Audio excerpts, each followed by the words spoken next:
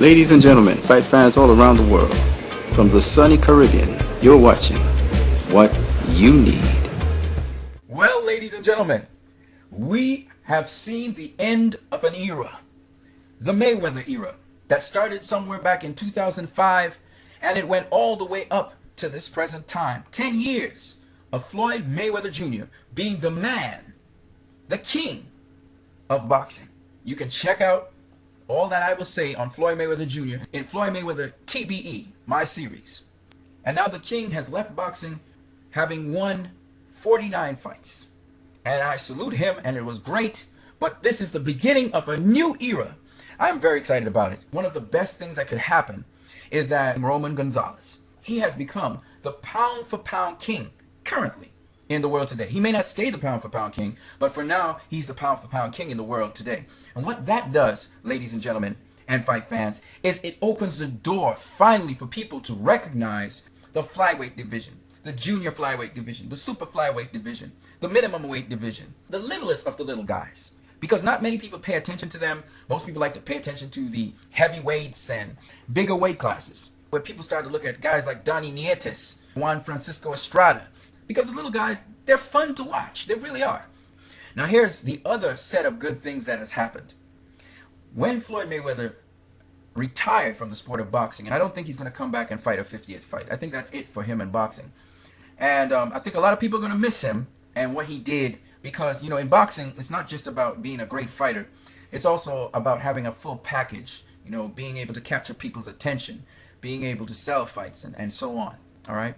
What made Muhammad Ali the greatest of all time, he is the GOAT, is not only that he was a good fighter, but also that he had personality.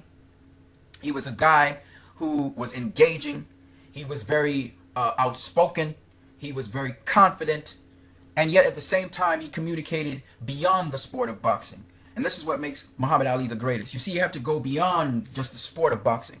You become a pay-per-view star, or you become a star by doing things other than just the sport of boxing. You have to go beyond just boxing, and you must be able to talk beyond boxing as well.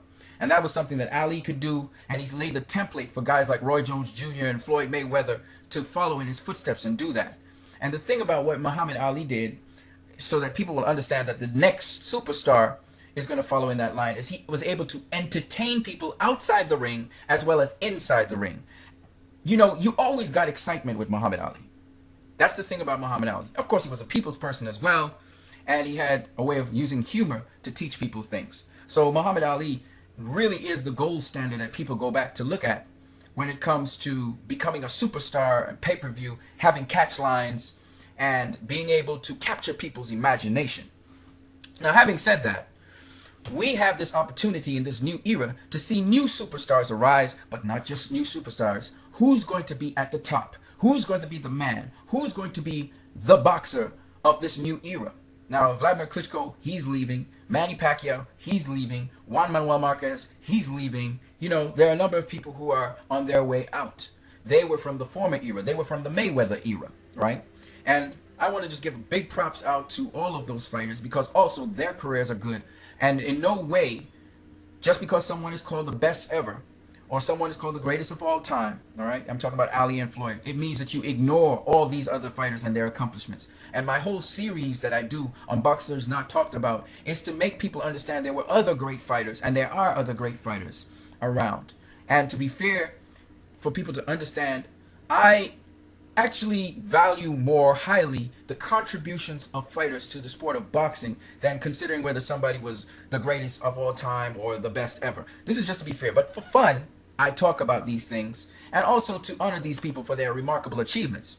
But again, I already told you guys, the Boxing Hall of Fame, whether it's the International Boxing Hall of Fame or the World Boxing Hall of Fame, they honor fighters for their contributions. They don't do all-time greats. They don't do things like the greatest of all time, and they don't do things like the best ever. That's for the fans. That's for us. That's for us to have fun with. And also to kind of give honor to certain people who really have done outstanding things. But really, the Boxing Hall of Fames, they're designed to really pay tribute and to also help educate people on the history of boxing, and to give tribute to the boxers who contributed to the sport of boxing. Not just boxers, by the way, managers, trainers, writers, etc. Because this is the way how a sport is established. I know I talked about this in another video, but I just wanted to just go through that. Now let's just talk about this era, all right? So this close of the Mayweather era is there. It's over, okay? That era is over.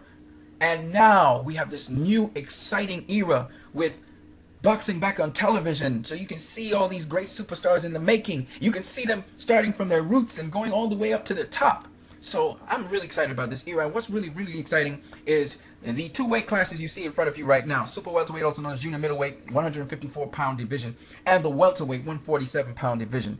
In the super welterweight division, we're going to talk about the vacancies that Floyd Mayweather has created and the opportunities for fighters to fill those vacancies. But first of all, let's talk about the superstars in that division. The super welterweight division, Canelo Alvarez is no longer in that division. I believe that he's going to move up to middleweight if he beats Miguel Cotto. And even if he doesn't beat Miguel Cotto, I think he's going to stay at middleweight, because I think that the fact that he's doing this fight at a catchweight tells me that he's kind of outgrown the super welterweight division. So you need to remove Canelo Alvarez, even though he's still ranked as the #1 super welterweight. I think you're going to have to remove Canelo Alvarez from the super welterweight division, which leaves us with superstars such as Erislandy Lara, Demetrius Andrade. We have hard workers like Joshua Clottey, rising superstars like Jamal Charlo, who just defeated Cornelius Bundridge, knocking him out to get the IBF super welterweight championship. Okay, you have James Kirkland, who just got knocked out by Canelo Alvarez. Well, he's still there. He's still a name, right? Austin Trout did in spectacular fashion. He knocked out with a body shot his opponent. So he's looking very, very good. Angula's still around. He's a fan favorite. People really love to see him. Vanis Martirosyan is there. He just had a great win over Ishe Smith, knocking him down twice. Then you still have Anthony Mundine hanging around there, Jamal Charlo's brother Jamel Charlo, and Julian Williams. So all of these superstars are in this division, all right?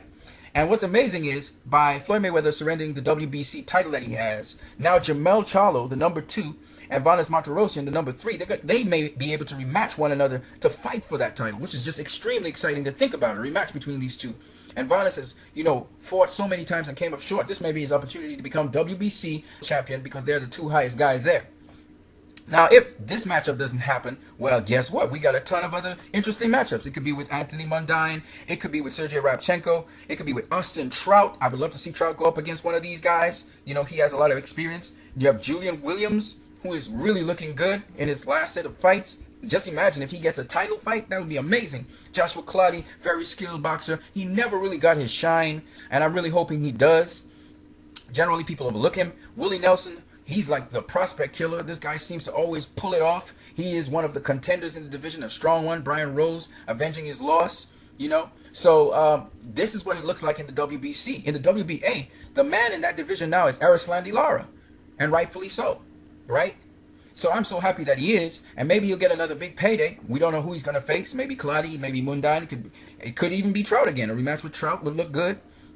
Julian Williams getting his shot at Erislandy Lara, that would be good. I've seen Liam Smith move up in the ranks, so you got to pay attention to that guy as well.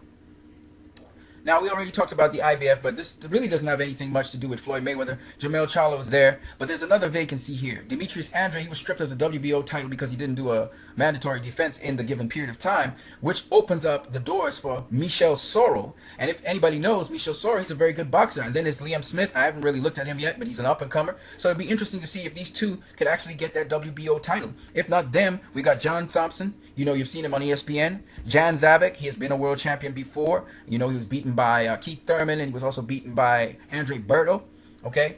And he's moved up to super welterweight. Of course, you got Vanis Martirosyan, but I think he's going to try and vie for the WBC belt, because that's the most prestigious belt out there. When you look at the welterweight division now, when we look at it, it's red hot, okay? You got Timothy Bradley right now that's making news. You got Keith Thurman, Manny Pacquiao. Well, Pacquiao's mostly on his way out, but nonetheless. Kell Brook, Amir Khan, Marcus Maidana, Sean Porter, Juan Manuel Marquez. If he can heal up, that would be interesting. Robert Guerrero, Devin Alexander, Danny Garcia.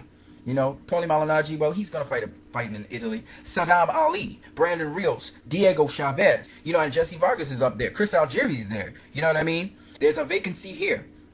Top two, Amir Khan and Danny Garcia. Yet another rematch could be on the horizon, and this would be a big rematch. The WBC belt is the most prestigious belt. It's the prettiest belt, as far as I'm concerned, of all the belts out there anyway. So everybody wants the WBC belt. The other guys, well, Marcos Maidana, he probably won't be fighting until next year. Brandon Rios is occupied with Timothy Bradley, which leaves Robert Guerrero, and that's a possible matchup with Danny Garcia or Amir Khan. You have also Alfonso Lopez. He's not really as high caliber as, say, a Robert Guerrero or those other guys I just mentioned, but still he's there. Saddam Ali, he's on the rise, so that'll be exciting. Sammy Vasquez Jr. is up in there, okay? In the WBA, the man now is Keith Thurman. He's the man. Now, can he stay champion for long? I don't know. We'll see. And you got the names like, again, Amir Khan is up there in the mix. So Thurman may be facing Khan. Khan may be facing Garcia. We'll see what happens. He may even be facing Porter. Porter's also in the mix, so Porter may get one of those big fights. We'll see. Of course, Maidana's out of the mix. Porter's there. Saddam Ali. Then you got Errol Spence Jr. He's hot, right? Errol Spence Jr. is really making a rise. Sammy Vasquez is now cut into the top 15. Errol Spence is in the top 10, so you have to pay attention to Errol Spence now. Diego Chavez is up in there. Robert Guerrero. Again, all of the big names, they're up in there. So Keith Thurman will have his fair share of good fights. And if you look at it, some of these guys, you don't have to cross the pond to fight them. So this is really good stuff. Kell Brook, he got Saddam Ali that can face him. You know, Saddam Ali, he can face him, or he can face Timothy Bradley right now. I think Kell Brook's going to be occupied with Diego Chavez, though. So that kind of takes care of that. In terms of the WBO, Timothy Bradley's already facing Brandon Rios. But then again, he has Saddam Ali, who's his mandatory, who he has to face at some point in time. And then you got the Manny Pacquiao. It can have another rematch right up in there. You know, you got Jesse Vargas, okay, Chris Algieri. You know, he's got some names, man. He's got some names. Sean Porter, I would love to see Bradley versus Porter. That would be crazy. But I'm just saying that this is how exciting it is. And when you take any one of these big names and you mix and match them, you know, this era has, I think, more superstars in it, especially in these two divisions, than any other division out there. It's that stacked. So I'm really excited about what the future holds in this new era. Not to mention the other weight divisions, but I do believe the super welterweight division and the welterweight divisions are still the hottest divisions right now in boxing. You guys have a great one.